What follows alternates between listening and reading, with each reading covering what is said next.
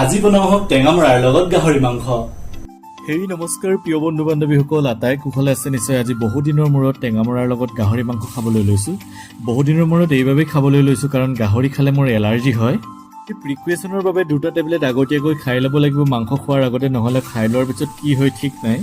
কেতিয়াবা এনেদৰেও ভাবোঁ মোৰ যদি গাহৰি মাংস খালে প্ৰব্লেমেই হয়, মইচোন গাহৰি মাংস নোখোৱাকৈও থাকিব পাৰোঁ, তথাপিওচোন জিভাৰ লোভটো সামৰিবই নোৱাৰোঁ। বাৰু আজি মই বেছিকৈ গাহৰি মাংস অনা নাই, মাত্ৰ আধা কেজিহে গাহৰি মাংস আনিছোঁ। আৰু মোৰ ইয়াত গাহৰি মাংসৰ কিলো 380 টকা, আমাৰ অসমতকৈ বহুত কম।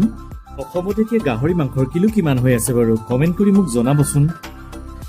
চাওকচোন, আপোনালোকৰ লগত কথা পাতি থাকোঁতে এইফালে মোৰ গাহৰি মাংস হৈয়ে গৈছে আৰু মই এতিয়া টেঙামৰাখিনি গাহৰি মাংসৰ লগত মিলাই দিছোঁ। মই কিন্তু গাহৰি মাংস বনোৱাৰ আগত 7-8 মিনিটমান ভালদৰে পানীত বইল কৰি লওঁ। আপোনালোকে গাহৰি মাংস বনাওঁতে বইল কৰি লয়নে? আৰু এতিয়া কেনে হৈছে মই অলপমান টেষ্ট কৰি চাওঁ ৰ'ব।